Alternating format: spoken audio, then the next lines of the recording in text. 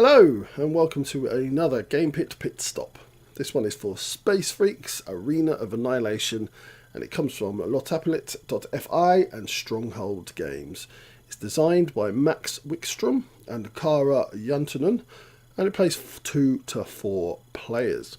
So what is Space Freaks? Well, it's the 34th season of the most destructive and thrilling game in the galaxy. Teams of freaks, or combatants, are deployed into the arena to fight the other teams, damage them, destroy buildings, and basically score as many points for doing this as possible. And this is all under the gaze of the master of the arena. So on the table, this here is your arena. This is the board that represents your arena. In each of the corners is the home base area of each of the factions that are playing the game. As you move towards the centre, this is what we call the building zone, and this is where you're able to build things like turrets that are going to shoot the other players, and little bunkers that are going to allow you to go into them and hide and get a bit of defence. Moving further towards the centre, we have the neutral zone. You can't build in there. And right in the middle is the landing zone, which is purely for scoring points if you manage to stay on there. These here are your freaks, and we're going to show you how you're going to build your own freaks in a little bit. But other areas on the board, this toxic area here is going to basically damage you as soon as you walk into it or are pushed into it. These rocky areas block line of sight. This is a medical centre, which is going to allow you to heal to some degree.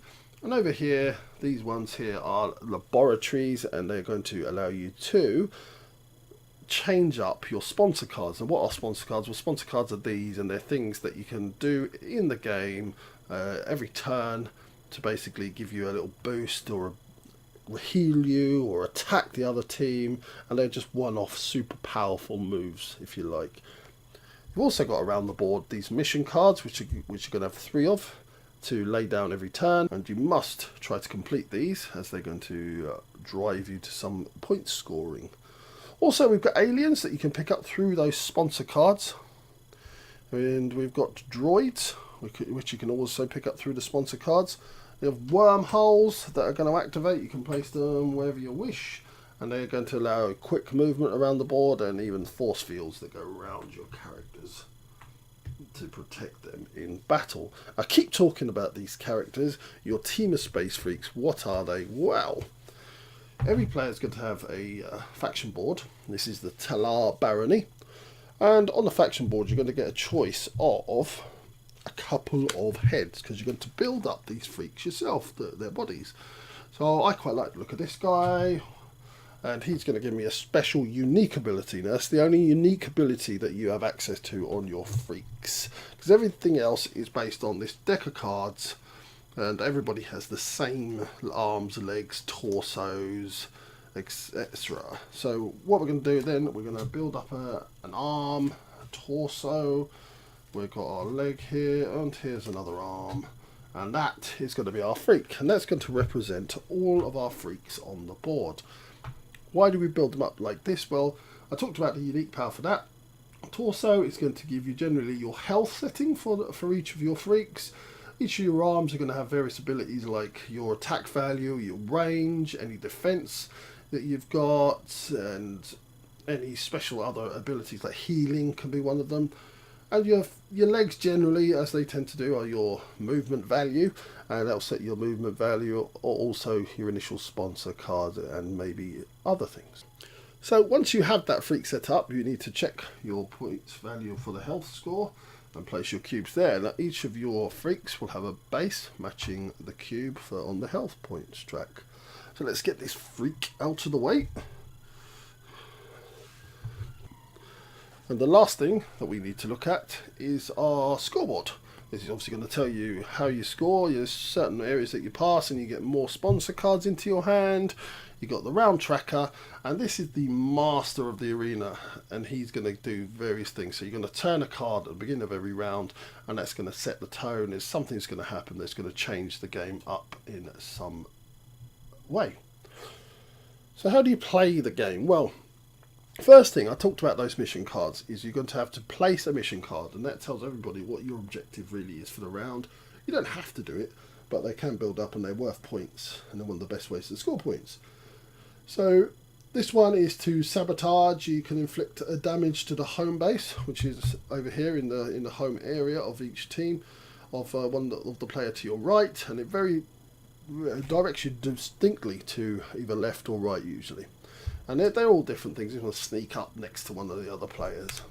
So once you've placed your mission card, you get to activate those turrets I talked about recently. So if somebody is 5 spaces in a straight line away, so let's say this fella was here, then he would take some damage as depicted by the turret information, and I believe that's 7 damage that young chap will take. Then you activate your figures, your freaks, and each of the freaks are exactly what you've placed on your board, and they've got that movement, they've got those attack values, that range, etc. But what you can do is play one of these sponsor cards that I mentioned earlier, and you can play one of them on your turn. And a lot of them are really powerful attacks, like say this one, the Alien Scythe, and this is going to do 11 damage to one of your targets if you can get close enough. And they are super powerful, and they heal you, and they're also the way of getting these aliens out, as I said, and these droids out as well under your control.